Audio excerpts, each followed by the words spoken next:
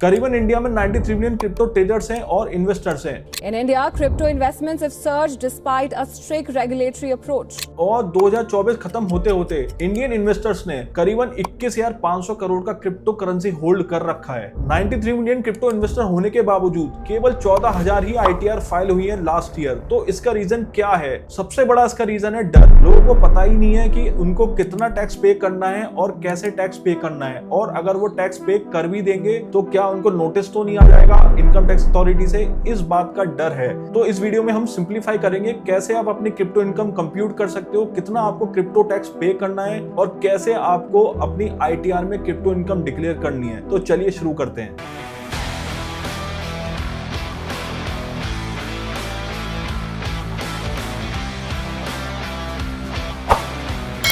तो crypto income पे tax कितना लगता है, इससे पहले हमें ये समझना पड़ेगा कि क्रिप्टो करेंसी होता क्या है। हाँ, मुझे पता है कि आपको समझ में आता है कि क्रिप्टो करेंसी क्या है, बट हमें ये समझना पड़ेगा कि इंडियन गवर्नमेंट अथॉरिटी ने कैसे डिफाइन कर रखा है कि वो किसको क्रिप्टो करेंसी मानता है। तो देखिए, इंडियन गवर्नमेंट अथॉरिटी ने इनकम टैक्स एक्ट के अंदर सेक्शन 247A में लिखा हुआ है वर्चुअल डिजिटल एसेट की डेफिनेशन। तो वर्चुअल डिजिटल एसेट की डेफिनेशन में लिखा है कि कोई भी क्रिप्टो करेंसी हो या कोई भी NFT हो या और भी कोई डिजिटल एसेट हो, वो वर्चुअल डिजिटल एसेट की डेफिनेशन में आएगा। तो इसका मतलब हो गया कि जितनी भी क्रिप्टो करेंसी हैं, आप चाहे बिटकॉइन ले रहे हो, इथेरियम ले रहे हो या आप कोई भी NFT टोकन ले रहे हो, तो वो सब वर्चुअल डिजिटल एसेट की डेफिनेशन में आता है। तो मोटा मोटा अब आपको समझ में आ गया होगा कि इंडियन गवर्नमेंट सारे क्रिप्टो करेंसी को, सारे NFT को या कोई भी डिजिटल एसेट है, उन सबको वो वर्चुअल डिजिटल एसेट मानती है। तो अब ये समझते हैं कि वर्चुअल डिजिटल एसेट पे टैक्स कैसे लगता है। तो जो भी आपकी इनकम होती है फ्रॉम वर्चुअल डिजिटल एसेट, उसका जो टैक्सेशन डिफाइन है वो है अंडर सेक्शन 115BBH के अंदर। तो सेक्शन 115BBH कहता है कि आपकी कोई भी इनकम वर्चुअल डिजिटल एसेट को ट्रांसफर करके हो रही है तो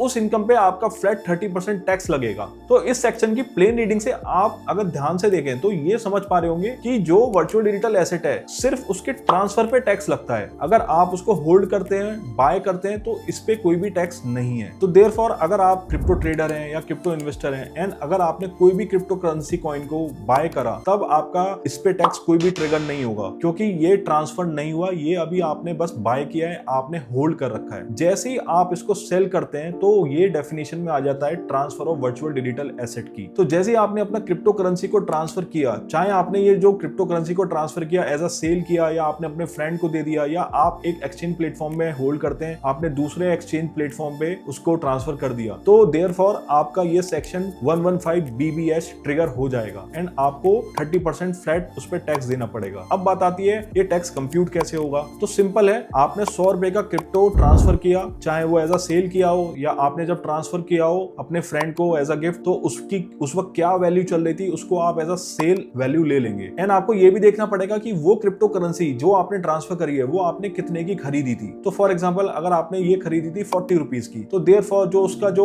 इनकम हुआ वो 60 रुपीज हुआ। तो 60 रुपीज पे आप फ्लैट 30% टैक्स पे करेंगे। आप बोलेंगे कि भाई मैंने तो जब इसको ट्रांसफर किया था तो मेरे तो इसमें खर्चे भी लगे थे, मेरा तो जो ब्रोकरेज फी था, जो बिनेंस का या दूसरा जो क्रिप्टो एक्सचेंज प्लेटफॉर्म है उसने मेरे से अपनी फीस भी ली थी, तो वो भी इसमें लेस होना चाहिए। नहीं, साफ 115BBH सेक्शन में लिखा हुआ है कि आपकी जो भी कॉस्ट ऑफ एक्विजिशन थी उस क्रिप्टो करेंसी को खरीदने के लिए, केवल वही आपको एक्सपेंडिचर मिलेगा और इसके अलावा कोई भी आपको एक्सपेंडिचर नहीं मिलेगा एज अ डिडक्शन। दूसरा आपका ये क्वेश्चन हो सकता है कि मैंने जो ये क्रिप्टो कॉइन को ट्रांसफर किया, इसमें मैंने प्रॉफिट 60 रुपीज का तो कर लिया, बट मेरा सेम ईयर में एंड सेम क्रिप्टो कॉइन को ट्रांसफर करके मेरा लॉस हुआ था 40 रुपीज का। क्या मैं उस 40 रुपीज का लॉस उस 60 रुपीज से सेट ऑफ कर सकता हूं और जो नेट 20 रुपीज मेरा प्रॉफिट है उस पर टैक्स दे सकता हूं? तो नहीं, गवर्नमेंट साफ बोलती है कि जो आपका फ्लैट 30% टैक्स लगेगा वो सेपरेटली लगेगा transfer of virtual digital asset पे। तो देयरफॉर जो 60 रुपीज का प्रॉफिट हुआ था उस ट्रांजेक्शन को गवर्नमेंट सेपरेट देखती है और जिस ट्रांजेक्शन में आपका 40 रुपीज का लॉस हुआ था उस ट्रांजेक्शन को अलग दिखती है। तो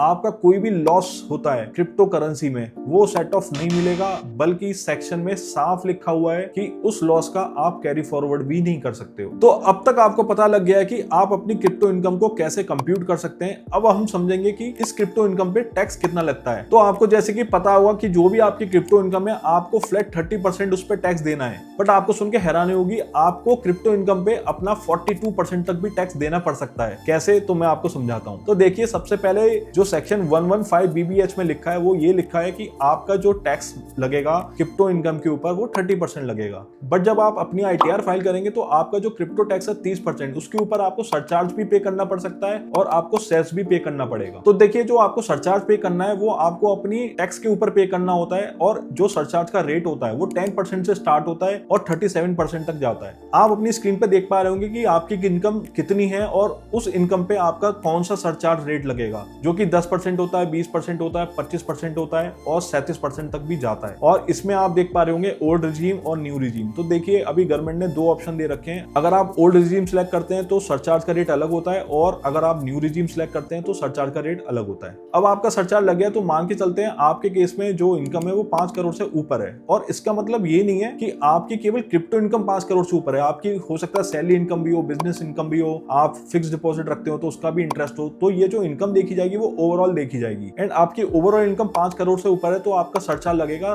37%। तो मान के चलते हैं कि भाई आपकी जो क्रिप्टो इनकम है उस पर फ्लैट आपका क्रिप्टो टैक्स आ गया 30%, उसके ऊपर आपका 37% भी सरचार्ज लगा, तो जो कि आपका नेट इफेक्टिव रेट हो गया 11%, 30%, 37% का। तो उसके ऊपर चेरी ऑन टॉप भी लगता है जो गवर्नमेंट लगाती है एज अ सेस। तो आपको सेस 4% भी मैंडेटरी पे करना पड़ेगा 30% प्लस 11% के ऊपर, जो कि करीबन हो गया 1%। तो ओवरऑल आपका जो इफेक्टिव टैक्स रेट आया वो आया 42%। तो देयरफॉर आपकी ओवरऑल टैक्सेबल इनकम अगर 5 करोड़ से ऊपर है तो आपको करीबन क्रिप्टो टैक्स 42% तक पे करना पड़ सकता है। तो आपके मन में डाउट आ रहा होगा, जब मैंने अपना क्रिप्टो करेंसी ट्रांसफर किया था तो एक्सचेंज प्लेटफॉर्म ने मेरा 1% TDS काटा था, उसका क्या? तो देखिए, ये 1% TDS का आप क्रेडिट ले सकते हो। तो देखिए, हमारे केस में जो इफेक्टिव टैक्स रेट था वो 42% था। आप इसमें अपना जो TDS है 1% वो लेस कर सकते हो, और लेस करने के बाद जो भी आपका रेट आया जो कि है 41%, उसको आप पे कर सकते हो वाइल फाइलिंग और ITR। अब हम डिस्कस करेंगे टाइप ऑफ क्रिप्टो ट्रांजेक्शन। तो आपको अभी तक समझ में आ रहा होगा कि आप कोई भी इनकम कर रहे हो क्रिप्टो ट्रेडिंग से या क्रिप्टो इन्वेस्टमेंट से, तो जो भी आपका प्रॉफिट हो रहा है उस पे आपको टैक्स पे करना है। बहुत लोगों का डाउट होगा कि मुझे तो जो सैलरी मिली है वो क्रिप्टो फॉर्म में मिल रही है, या मुझे एयर ड्रॉप अर्न हुए, या मुझे स्टेकिंग रिवार्ड मिला, या मैं फ्रीलांसिंग जॉब करता हूं और मुझे मेरे क्लाइंट्स USDT में पेमेंट करते हैं, क्रिप्टो करेंसी में पेमेंट करते हैं, या मेरे फ्रेंड ने या रिलेटिव ने मेरे को क्रिप्टो गिफ्ट कर दिए मेरे वॉलेट में, तो उसका क्या? उस पे भी टैक्स लगेगा या नहीं लगेगा? तो चलिए एक एक करके डिस्कस करते हैं। तो देखिए, जो आपकी क्रिप्टो ट्रेडिंग है वो तो आपको शेड्यूल VDA के अंदर डिक्लेयर करना पड़ेगा, और एज पर सेक्शन 115 BBH के अकॉर्डिंग आपको टैक्स देना पड़ेगा। सिमिलरली क्रिप्टो इन्वेस्टमेंट में भी सेम है, आपको 30% फ्लैट टैक्स देना पड़ेगा। तो देखिए, जो स्टेकिंग रिवॉर्ड होता है वो जो आपको मिलता है वो एक तरह से अवार्ड की तरह मिलता है, तो इसके लिए आपने कोई चीज खर्च नहीं करी है। तो जो भी आपको ये रिवॉर्ड मिला है उसकी जो भी वैल्यू है उस साल में आपको ये डिक्लेयर करनी पड़ेगी as a income from other source. तो उस दिन आपकी जो भी वैल्यू होगी उसको आप एज अ अपना इनकम दिखाएंगे अपनी ITR के अंदर, एंड उस पे जो भी आपका स्लैब रेट है उसके अकॉर्डिंग आप टैक्स पे करेंगे। एंड मान के चलते हैं कि जब आप इसको बेचेंगे, आपने होल्ड करा एंड उसके बाद आपको 2-3 साल बाद आपने उसकी जो भी वैल्यू हुई उसको सेल आउट कर दिया, तो उस वक्त जो भी सेल वैल्यू होगी लेस, जिसपे आप ऑलरेडी टैक्स पे कर चुके हो as a other source of income, उसको लेस करने के बाद जो भी प्रॉफिट होगा उस पे आपको टैक्स देना पड़ेगा as per section 115 BBH। Similarly gift के केस में भी ऐसी होता है, जब आपको गिफ्ट मिलता है तो as a other source income taxable होगा, एंड जब आप उसको सेल करोगे वो 115 BBH के अंदर आ जाएगा। एंड तीसरा केस आपका बना एयर ड्रॉप वाला, उसमें भी यही सेम केस एप्लीकेबल होगा। अब इसमें एक और टाइप ऑफ ट्रांजेक्शन आ जाता है, वो है सैलरी। कुछ लोगों को सैलरी मिलती है क्रिप्टो फॉर्म में। तो देखिए, जो आपकी सैलरी मिली है, जिस साल भी क्रिप्टो मिले तो आप as a salary income declare कर सकते हो, जो भी जिस वैल्यू का आपका क्रिप्टो कॉइन उस वक्त चल रहा है। एंड जब आप उसको सेल करोगे, आप उसको कन्वर्ट करोगे INR में, अपने फिएट करेंसी में, तो उस वक्त जो भी वैल्यू चल रही है और उसके बीच में जो भी डिफरेंस है वो एज अ आप क्रिप्टो इनकम दिखा सकते हो अंडर सेक्शन 115 BBH, एंड उसके ऊपर आप 30% फ्लैट टैक्स पे करोगे। तो अगर आपको लगता है कि आपका और भी किसी तरीके का क्रिप्टो ट्रांजैक्शन है तो आप कमेंट करके मुझे बता सकते हैं, मैं आपका जरूर उस पर रिप्लाई करूंगा। तो अब बात आती है कि अगर आप फ्रीलांसिंग कर रहे हैं या आप कोई भी बिजनेस कर रहे हैं जिसमें आप अपने कस्टमर से क्रिप्टो कॉइन से भी पेमेंट एक्सेप्ट कर रहे हैं, तो देखिए, जो भी आपका इनकम है जो आपने क्रिप्टो फॉर्म में एक्सेप्ट किया है उसको आपको as a business income declare करना पड़ेगा। एंड इसकी वैल्यू आप ऐसे ड्राइव करेंगे कि जिस टाइम पे आपने क्रिप्टो कॉइन एक्सेप्ट किया तो उस टाइम पे उसकी वैल्यू क्या थी, एंड उस वैल्यू को आप as a business income show कर सकते हैं। एंड दूसरा, जब आप इस क्रिप्टो को अपने फिएट करेंसी में कन्वर्ट करेंगे, INR में कन्वर्ट करेंगे, या आप अपने वॉलेट में ट्रांसफर करेंगे या किसी भी क्रिप्टो एक्सचेंज प्लेटफॉर्म में ट्रांसफर करेंगे, तो उस वक्त जो भी उसकी वैल्यू चल रही होगी उस पे आपको as a crypto income tax देना पड़ेगा अंडर सेक्शन 115 BBH। और एक और बहुत पॉपुलर और मेन सोर्स है इनकम की क्रिप्टो से, वो है क्रिप्टो माइनिंग। माइनिंग। तो अगर आप क्रिप्टो माइनिंग करते हो तो ऑब्वियस सी बात है आपने एक इंफ्रास्ट्रक्चर बना रखा होगा जिसमें आपने अपने कंप्यूटर सीपीयूज लगा रखे होंगे, प्लस आपका इलेक्ट्रिसिटी कंजम्पशन भी हो रहा होगा तो उसका भी बिल आ रहा होगा, और आपने एक इंफ्रास्ट्रक्चर भी सेटअप किया होगा तो उसकी भी कुछ ना कुछ कॉस्ट होगी। तो आप क्रिप्टो माइनिंग को जो भी कर रहे हो आप एज अ बिजनेस इनकम दिखा सकते हो, और ये जितने भी खर्चे हैं इसको आप क्लेम कर सकते हो। तो जैसे ही आपने कोई क्रिप्टो कॉइन माइन किया तो उस वक्त उस क्रिप्टो कॉइन की क्या वैल्यू चल रही है वो आपकी बिजनेस इनकम होगी, एंड आप उसके ऊपर एक्सपेंसेस क्लेम कर सकते हो, एंड जो भी आपका प्रॉफिट होगा उसको as a business income declare कर सकते हो अपनी आईटीआर के अंदर। एंड सिमिलरली जो आपने क्रिप्टो माइन किए हैं उसको आप ट्रांसफर करते हो तो आपको उस पे फ्लैट 30% टैक्स देना पड़ेगा अंडर सेक्शन 115 BBH। तो अब आपने ये तो समझ लिया कि क्रिप्टो इनकम होती क्या है, क्रिप्टो इनकम पे टैक्स क्या लगता है, और कौन कौन से ट्रांजेक्शन है जिसको आपको एज अ क्रिप्टो इनकम दिखाना है। तो अब हम ये समझेंगे कि आपको कौन सी आईटीआर फाइल करनी है और आपको अपनी क्रिप्टो इनकम कहाँ डिक्लेयर करनी है। तो देखिए, अगर आप एक सैलरीड एम्प्लॉय हैं तो आप ITR 1 फाइल कर सकते हैं, एंड अगर आप बिजनेस इनकम करते हैं तो आप ITR 3 या ITR 4 फाइल कर सकते हैं, एंड अगर आप केवल क्रिप्टो ट्रेडिंग कर रहे हैं या क्रिप्टो इन्वेस्टमेंट कर रहे हैं तो आप ITR 2 फाइल कर सकते हैं। तो इन सारे ITR फॉर्म्स में आप एक शेड्यूल देखेंगे वर्चुअल डिजिटल एसेट का, तो आप वो स्क्रीन पे देख पा रहे होंगे। तो इस स्क्रीन पे देख के आपको समझ में आ रहा होगा कि आपको डेट ऑफ एक्विजिशन डालनी है अपनी, कि आपने वो क्रिप्टो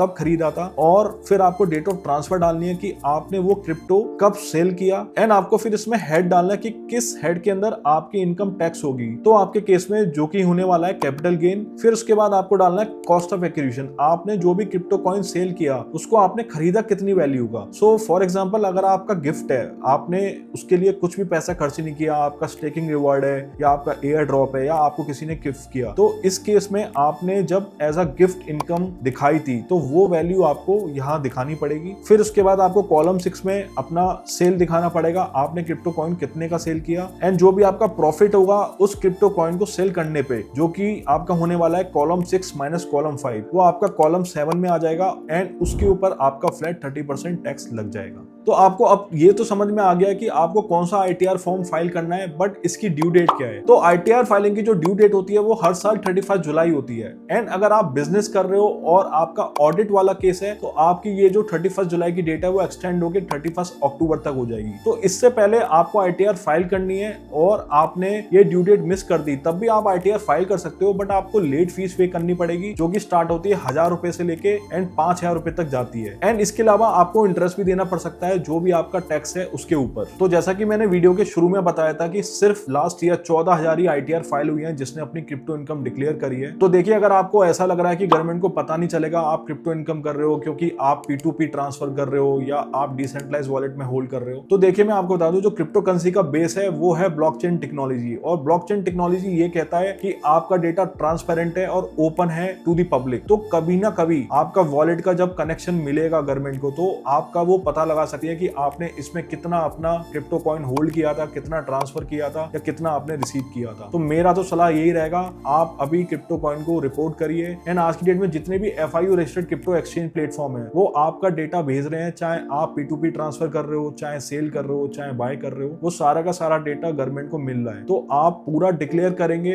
तो आप पे पेनल्टी नहीं लगेगी। अदरवाइज जब भी आपको नोटिस आया तो आपको 30% टैक्स तो देना ही पड़ेगा, उसके ऊपर इंटरेस्ट भी देना पड़ेगा, लेट फीस भी देनी पड़ेगी और पेनल्टी भी देनी पड़ेगी। इसके अलावा लोगों का डाउट होता है कि मैंने तो क्रिप्टो खरीद लिया बट मैंने बेचा नहीं। तो देखिए, अगर आप खरीद रहे हैं तो आप उसका डिस्क्लोजर दीजिए एज अ एसेट कि मेरे पास क्रिप्टो एसेट है, मेरे पास वर्चुअल डिजिटल एसेट है, एंड जब आप सेल करेंगे तब आपका क्रिप्टो इनकम पे टैक्स लगेगा। जब तक आप होल्ड कर रहे हैं, आप ट्रांसफर नहीं कर रहे हैं कहीं पे भी, तो आपको टैक्स देने की जरूरत नहीं है। तो दूसरा लोगों का डाउट होता है कि मैंने कोई प्रोडक्ट खरीदा क्रिप्टो देकर तो इस पे टैक्स लगेगा क्या? नहीं। तो देखिए, जैसा कि मैंने बताया कि आपका जितने भी transfer of virtual digital asset है वो ट्रिगर होते हैं टैक्सेशन के लिए। आपने कोई भी चीज खरीदी है तो देयरफॉर आपने अपना जो क्रिप्टो कॉइन था वो ट्रांसफर कर दिया, तो उस वक्त किस वैल्यू का ट्रांसफर किया वो आपकी सेल कंसिडरेशन मानी जाएगी, और आपने उस कॉइन को कितने रुपए का खरीदा था वो आपका कॉस्ट ऑफ एक्विजिशन होगा, और जो भी उसका डिफरेंस होगा वो आपकी इनकम होगी, एंड उस पे आपका 30% टैक्स लगेगा। इसके अलावा आपका कोई भी क्रिप्टो इनकम से रिलेटेड या क्रिप्टो टैक्स से रिलेटेड डाउट हो तो आप मुझसे लिंक्डइन में कनेक्ट कर सकते हैं। मैं आपकी सारी क्रिप्टो रिलेटेड क्वेरीज का जरूर जवाब दूंगा। तो अगर आपको लगता है कि 42% क्रिप्टो टैक्स इंडिया में बहुत ज्यादा है एंड अगर आप किसी टैक्स फ्री कंट्री में शिफ्ट होकर अपनी क्रिप्टो ट्रेडिंग या इन्वेस्टमेंट करना चाहते हो तो आप अपनी दुबई में कंपनी सेटअप करके अपनी क्रिप्टो इनकम टैक्स फ्री कर सकते हो। इसके लिए आपको कोई भी इंक्वायरी करनी हो तो आप हमारी टीम को इस नंबर पे कॉल कर सकते हो।